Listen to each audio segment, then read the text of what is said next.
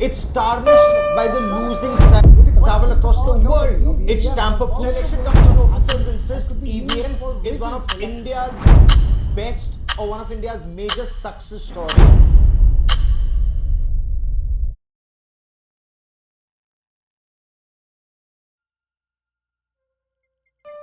आप सभी को हैप्पी इंडिपेंडेंस डे। आज के इस तकनीकी युग में कुछ लोग बड़े गर्व से कहते हैं कि ईवीएम हैक नहीं हो सकती। इस पे मैं कहता हूँ बिल्कुल सही बोल रहे हैं आप, क्योंकि ईवीएम में बाहर से कोई कनेक्टिविटी नहीं है, कोई इंटरनेट फैसिलिटी नहीं है, कोई ब्लूटूथ या ऐसे कोई डिवाइसेस नहीं अटैच्ड हैं, तो वो बाहर से हैक होना संभव बिल्कुल भी नहीं है। लेकिन फिर मेरा सवाल है, मैनिपुलेट, कंट्रोल और प्री प्रोग्राम, अरे भाई ये तो आपकी कोडिंग लैब का प्रैक्टिकल है ना। पहले ही मैं साफ कर दूं कि मैं यहाँ किसी संस्था, सरकार या व्यक्ति पर आरोप नहीं लगा रहा। मेरा मकसद है सिर्फ आपको टेक्निकल अवेयरनेस देना, ताकि आप टेक्नोलॉजी को समझें और दिमाग का लाइट बल्ब जला लें। देखो, ईवीएम हैक नहीं हो सकती, ये बात सही है, क्योंकि ईवीएम इंटरनेट से जुड़ा हुआ नहीं है। लेकिन इसका मतलब ये नहीं है कि उसे मैनिपुलेट नहीं किया जा सकता।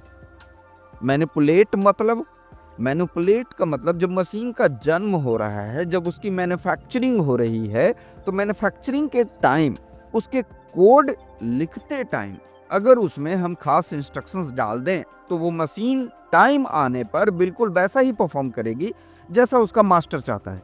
एग्जाम्पल के तौर पे हम यहाँ पे कुछ उदाहरण दे देते हैं। जैसे आप smart bulb, TV, fan, AC को रिमोट से कंट्रोल करते हैं। जैसे कैलकुलेटर में कोड बदल करके 2 + 3 = 5 के बजाय 2 + 3 = 6 लाया जा सकता है। हाँ, ये संभव है अगर हम कोड को eight the time of manufacturing उसी ढंग से ही लिखें, तो कैलकुलेटर भी 2 + 3 = 6 दिखा सकता है। ये डिपेंड करता है कि प्रोग्रामर ने कैसा कोड लिखा और कोड में क्या लिखा। जैसे मोबाइल में हम अलार्म प्री शेड्यूल करते हैं ना, एज यूजर, कि सुबह 6 बजे अलार्म ऑन हो जाना। तो जिस तरीके से सुबह 6 बजे अलार्म ऑन हो जाना, हम ईवीएम में भी ऐसे प्रोग्राम चाहें तो at the time of manufacturing कर सकते हैं कि at the time of counting ही या फलाने डेट में ही रिजल्ट कुछ ऐसा हो जाना जिसमें फलाना कैंडिडेट का ही जीत दिखा देना। ये पॉसिबल है। हम अपने सिस्टम में कोई भी आइकन बना दें और कोई भी आइकन का नाम हम कुछ भी रख दें। उदाहरण के तौर पे हम एक आइकन बनाएं और नाम रखें गूगल, लेकिन जब हम उस पर डबल क्लिक करें तो वहाँ गूगल क्रोम खुलने के बजाय अगर वो हम चाहें तो शट डाउन हो सकता है। वैसे ही ईवीएम में भी कोड प्रीसेट करके काउंटिंग के समय डिजायर्ड रिजल्ट दिखाना पॉसिबल है। ये वैसे ही है जैसे क्रिकेट मैच में एक एम्पायर के कान में पहले से ही कह दिया गया हो, भाई हर नो बॉल पे फ्री हिट देना है, बस हमारी बैटिंग के वक्त देना। मैच तो होगा, भीड़ भी चिल्लाएगी, लेकिन नतीजा पहले से ही लिखा हुआ होगा। कोई भी आईटी स्टूडेंट या बेसिक कोडर ये मान लेगा कि हाँ भाई, थ्योरेटिकली इट इज पॉसिबल। बस डेवलपमेंट फेज में ऐसा लॉजिक डाल दो और सब हो जाएगा। इसी रीजन से कुछ देशों ने ईवीएम को लेकर सीरियस होकर परमानेंट बैन लगा दिया है, क्योंकि भाई सिस्टम में बग मिल जाए तो पैच कर लो, लेकिन अगर बग ही फीचर बन जाए तो लोकतंत्र बगिंग में बदल जाता है। तो दोस्तों, टेक्नोलॉजी को समझना, कोडिंग सीखना और लॉजिकल थिंकिंग डेवलप करना हर नागरिक का फर्ज है, क्योंकि डेमोक्रेसी में नॉलेज ही सबसे बड़ा वेपन है। और अगर आप टेक्नोलॉजी नहीं समझते तो फिर आप टेक्नोलॉजी आपको समझा देगी। हम यहाँ पर आपको एक उदाहरण के तौर पे दिखाना चाहेंगे। एक ईवीएम मशीन का हमने एक डमी यहाँ पे बना रखा है आपके स्क्रीन पर, जिसमें आपको 3 सेक्शन दिखाई दे रहे हैं। जिसमें एक तरफ ईवीएम मशीन की तरह एक परफॉर्मा है, दूसरे में वीवीपैट की तरह दिखने वाला एक सेक्शन दिख रहा है, और तीसरा आपको दिख रहा है यहाँ पे वोटिंग का रिजल्ट।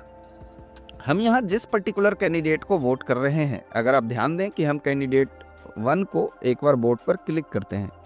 ये हमने क्लिक किया और आप देख सकते हैं यहाँ पे कैंडिडेट 1 को 1 वोट मिला।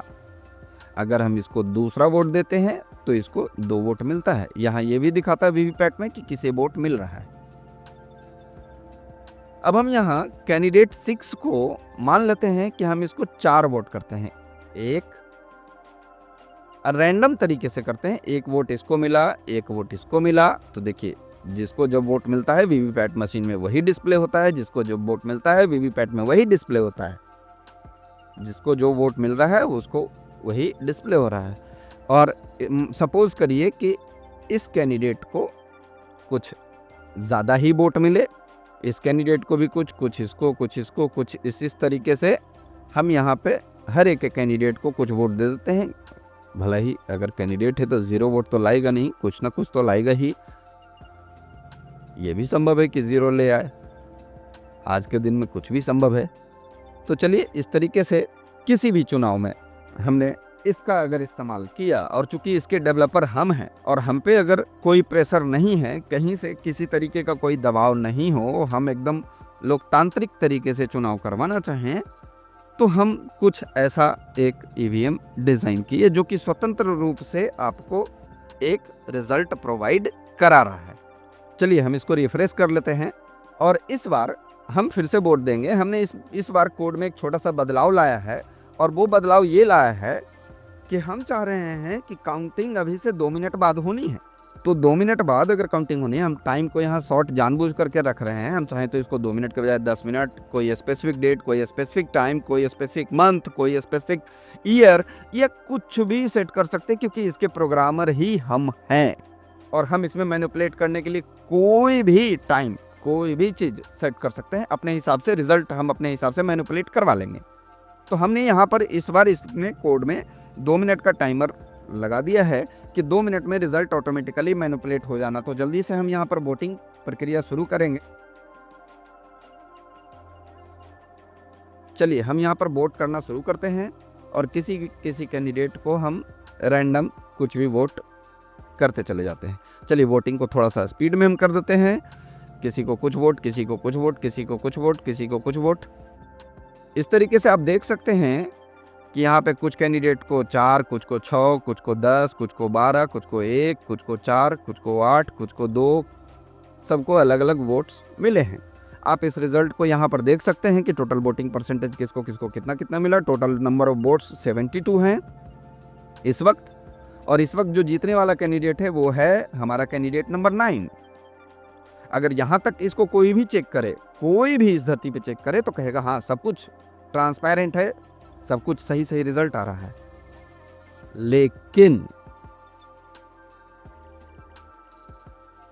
जैसे ही इसकी काउंटिंग की प्रक्रिया शुरू होने का वक्त आएगा, जैसा कि हमने इसमें टाइमर लगा दिया है कि 2 मिनट का टाइमर है हमारे पास, तो जैसे ही 2 मिनट होगा और उसके बाद हमारा काउंटिंग का प्रक्रिया शुरू होगा, तो क्या होगा, तो हम जिस कैंडिडेट को जितवाना चाहते हैं, हमारे हिसाब से जिसकी जीत होनी चाहिए, ये टेक्नोलॉजी कुछ वैसे ही काम करेगी, बशर्ते कोड में अगर इस तरीके का मैनिपुलेशन किया जाता है तो चलिए अब हमारा टाइम बिल्कुल होने ही वाला है।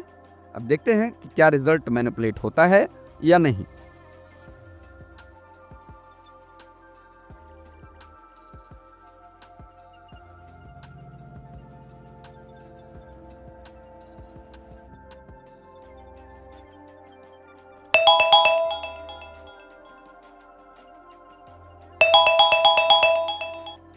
हम यहाँ पर पहले ही साफ कर देना चाहेंगे कि हम यहाँ किसी संस्था, सरकार या व्यक्ति पर आरोप नहीं लगा रहे हैं। मेरा मकसद है सिर्फ आपको टेक्निकल अवेयरनेस देना, ताकि आप टेक्नोलॉजी को समझें और अपने दिमाग का लाइट बल्ब जलाएं। हम यहाँ पर अपने कोड में कुछ मैनिपुलेशन का काम कर दिए हैं, और इसमें हमने एक टाइमर लगाया है जो निश्चित समय आने के बाद वोट को मैनिपुलेट कर सकता है। तो चलिए हम जल्दी से वोट कर लेते हैं। यहाँ पर हम किसी को कुछ वोट, किसी को कुछ वोट यहाँ पर दे लेते हैं।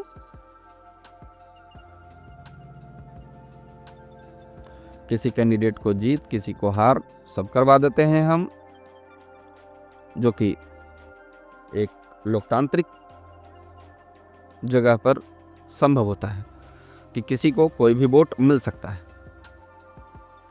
आप यहाँ देख सकते हैं हमने हर अलग अलग कैंडिडेट्स को अलग अलग वोट दिए हैं। आप देख लीजिए, इसमें कैंडिडेट नंबर 10 अभी फिलहाल जीत में है।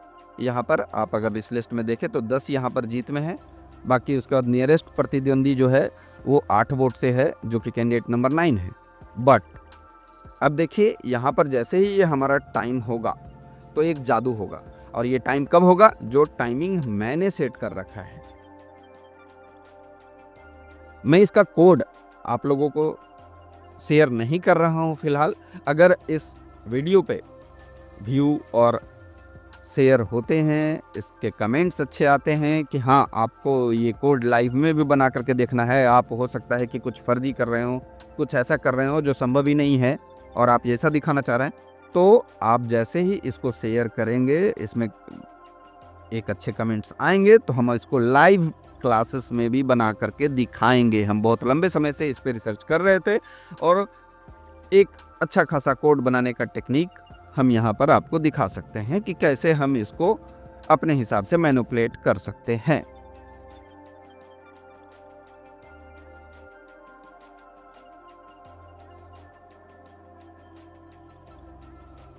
अभी तक यहाँ तक कोई चेंजेस नहीं आया है वोट में।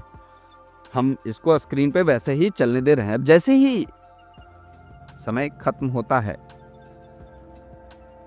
आप देख सकते हैं कि यहाँ पे जो निकटतम प्रतिद्वंदी था, जो कि था कैंडिडेट नंबर 9, जो कि 8 वोट लाया था उस वक्त, अभी भी वो 8 वोट ही है और बाकी सारे कैंडिडेट्स का वोट जो है वो कट करके इधर उधर डिस्ट्रीब्यूट हो गया, ताकि जीत यहाँ पे कैंडिडेट नंबर 9 की हुई। ये संभव है। हमने यहाँ पर अभी फिलहाल इस समय जो स्क्रीन पर चल रहा है इसमें कोई चेंजेस नहीं किया, हमने इंटरनली इसके कोड में चेंजेस कर दिया था। इसको एक बार फिर से एक एग्जांपल के तौर पे हम समझाना चाहेंगे। इस बार हम कैंडिडेट 9 को विजेता नहीं बनाएंगे, हम इस बार चाहते हैं कि कैंडिडेट 1 को हम विजेता बनाएं। तो चलिए फिर से हम टाइमर शुरू कर देते हैं और एक नए टाइमर के साथ हम अब इसी प्रक्रिया को चालू करते हैं और हर कैंडिडेट को हम अलग अलग वोट्स यहाँ पर दे देते हैं।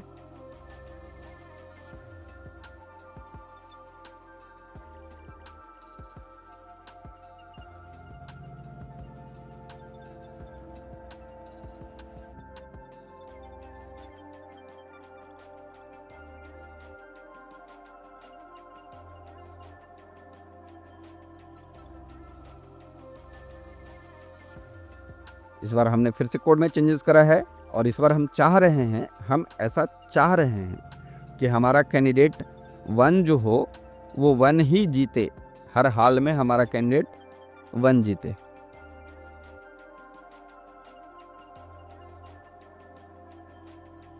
हम अभी तक वोट ही कर रहे थे, तो चलिए अब ऐसे ही हमारा टाइमर अब खत्म होगा। अभी यहाँ पर देख सकते हैं आप कि यहाँ पे कैंडिडेट 1 को 11 वोट, 2 को 13 वोट और 7 को 10 वोट मिले हैं, बाकी सब नीचे हैं।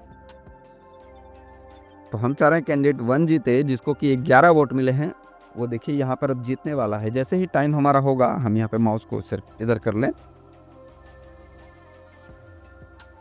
देखते हैं कि क्या ऐसा होता है या नहीं होता है, क्योंकि हमने कोड में चेंजेस कर दिया है।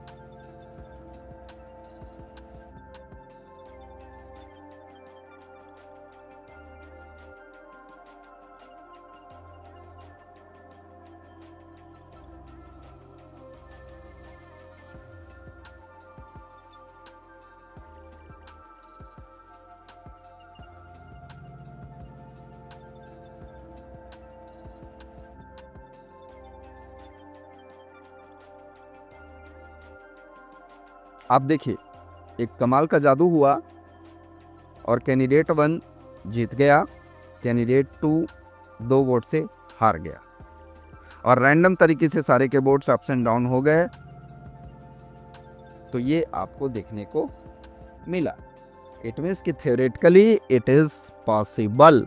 अगर आप कोडिंग में ऐसा चेंजेस कर सकें तो ये संभव हो सकता है। आप लोगों को फिर से एक बार स्वतंत्रता दिवस की ढेर सारी शुभकामनाएं।